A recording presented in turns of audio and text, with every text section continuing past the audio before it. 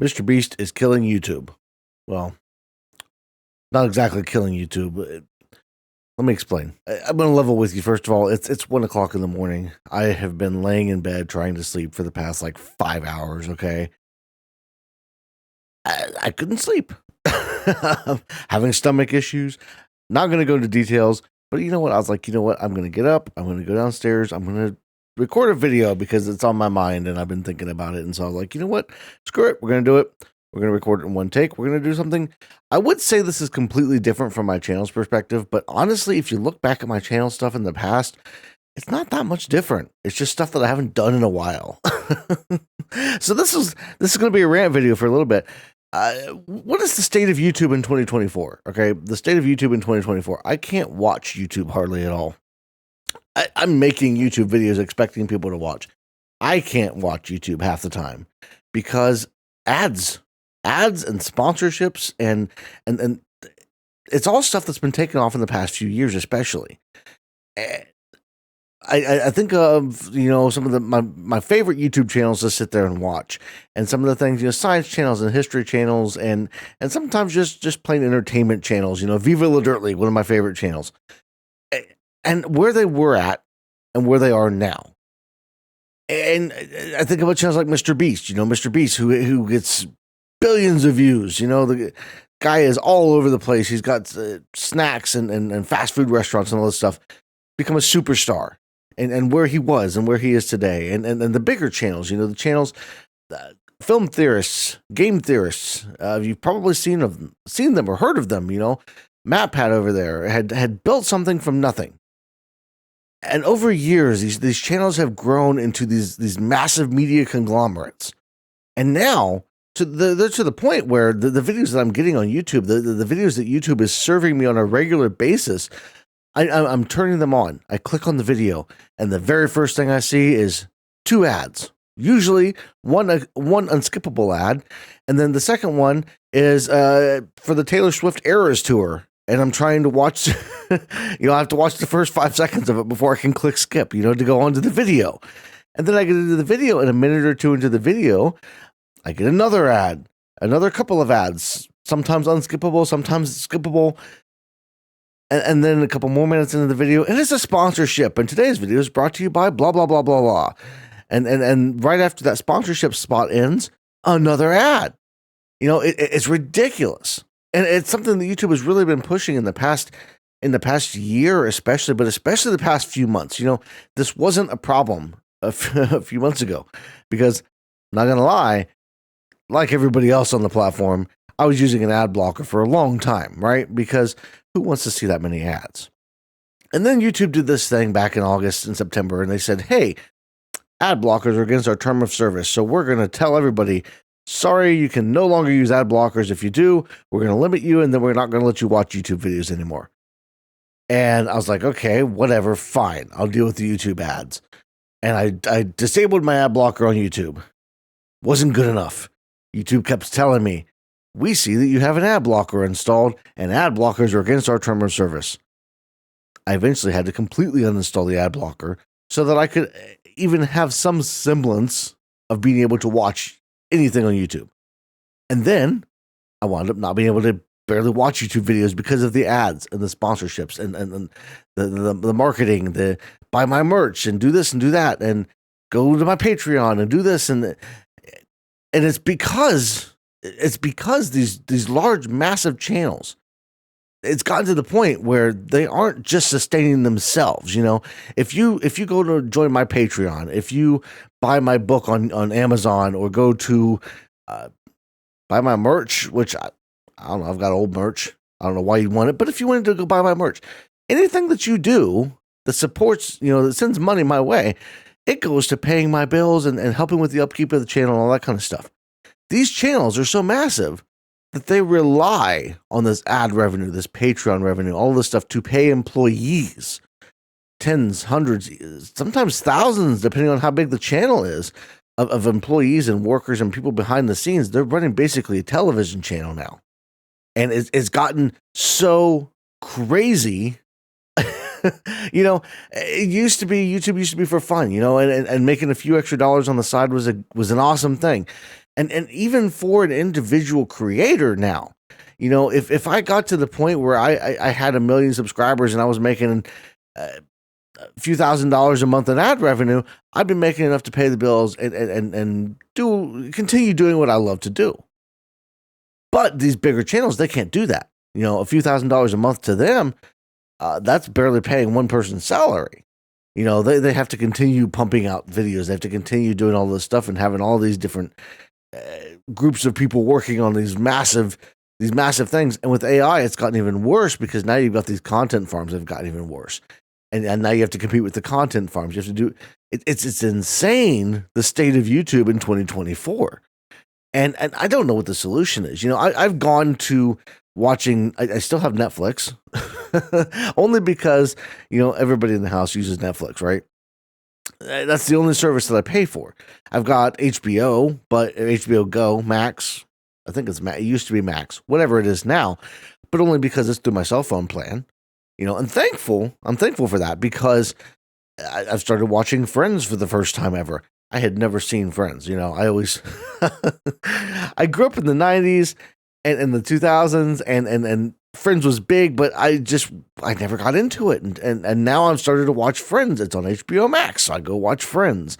I watch shows on Netflix from time to time, Supernatural and stuff like that. Shows that I've loved on Netflix. But outside of that, the channels that I love on YouTube, the things I used to love watching on YouTube, I find it so hard to watch a lot of that stuff anymore because it's almost to the point where it's worse than old cable television. Cable television, at least back in the day, cable exists, but back in the day when I was growing up, cable television was basically you sit down, you have a show that starts at 9 o'clock on Monday evenings or whatever, and you sit down and watch that show. And you watch the show, you got the opening and then the title and everything, and then short commercial break, couple minutes. And then you got the first section of the show, and then you got a commercial break, second section of the show, commercial break, finale, and that's it. If it's a 45-minute or an hour long show, you might have a couple more things thrown in there, but you get the gist, right? People on YouTube, most of these channels, they can't even be bothered to put in ad breaks. You want to put in mid-roll ads because you want more money, but you can't even bother to put the mid-roll ads in a place that makes sense. I hate it so much when I'm in the middle of watching something. Today that happened to me, and I'm watching, and the video is kind of interesting, but boom, there's an ad right mid-sentence. They were mid-sentence of whatever they're saying. I don't even remember what it was because I clicked away. I said, you know what, I'm done. No more. I'm out. It's gotten that bad. And I don't know what the solution is, right? To me, the solution seems to be that we should stop watching YouTube. But if I say that, I kind of need y'all to watch YouTube, right? And sorry, I had to adjust the volume a little bit. I was peaking way too much there. I haven't been paying attention to the volume. This is my streaming setup, by the way. I stream over on Twitch. You should come check me out sometime. I do games 5 days a week. Anyway, not relevant here. Although kind of relevant because even on Twitch, ads are a problem. But you can time things up. You can say this is where an ad break makes sense. And you can build it in and you can set it up. If you're planning your content ahead of time, if you're planning on whatever you happen to be doing, you can build ad breaks in. I was doing that for when I was streaming on Twitch over the holidays. I said, okay, this is where ad breaks make sense. I set up a scheduled ad setup. I took it off after the holidays, but it made sense. You put in ads during breaks where it makes sense. People can't even be bothered to do that. And I know it's one of those middle of the night rants. My hair is probably a mess. I don't even know. I couldn't sleep. I'm laying there in bed and I'm thinking about this and I'm like, what's the solution? Because as somebody who's been trying to find my way on YouTube, as somebody who's been trying to imagining that day of becoming monetized on YouTube, because that's the end goal. I can't help but think what would I be one of those people? Would I find myself in a situation where I would say, yeah, we're just going to put ads in every 2 minutes throughout the entire video. No, because that shit drives me crazy. But it's got to be tempting, right? It's got to be something where like, what is the ad revenue like? What are people getting per is the RPM, the cost per meal? What are they getting per 1,000 views? Is it enough that they say, well, let me just add in like 4 or 5 little breaks here, and to be damned if it's timed up right. I might be in the middle of a sentence and it'll cut me off and go for an ad break. Who knows what is going through people's minds other than, how they can make more money. For me, my personal goal is, Patreon and selling books and doing all that kind of stuff. I would rely on ads as little as possible. But even to that end, it's like, I don't know that I'll ever get monetized on YouTube because I'm fighting against these bot channels. I'm fighting against all of these different these things. I'm not a professional as far as I'm never going to have a crew of people. I've already decided that. That's been a thing. I will never have a crew of people working for me as far as doing all of the big work, right? The most that I'll ever consider having is an editor for certain types of videos. But outside of that, it's like, I don't want to be in a situation where I'm dependent on YouTube ad revenue, where I'm dependent on, I don't want to have to be spending 5 minutes of a 12-minute video trying to sell people things in order to make enough money to pay my staff. If we ever get to a position where I've got a few $1,000,000 in the bank and I decide I want to hire some people and then do something short term, maybe. But I don't want to be in that position where I'm like, okay, here is a 12-minute video where we talk about Fallout or Red Dead Redemption, or maybe I go back to some of my old videos where, I was going out to do a history type of stuff. Here's a 12-minute video of that. And oh, by the way, the first 2 minutes are going to be a sponsored segment. And we're going to drop in ad breaks at the 3-minute mark, the 5-minute mark, the 8-minute mark. That's why I see more and more on channels. And I don't know what, the only thing I can think of is, realistically, is it going to be another platform that we're going to need?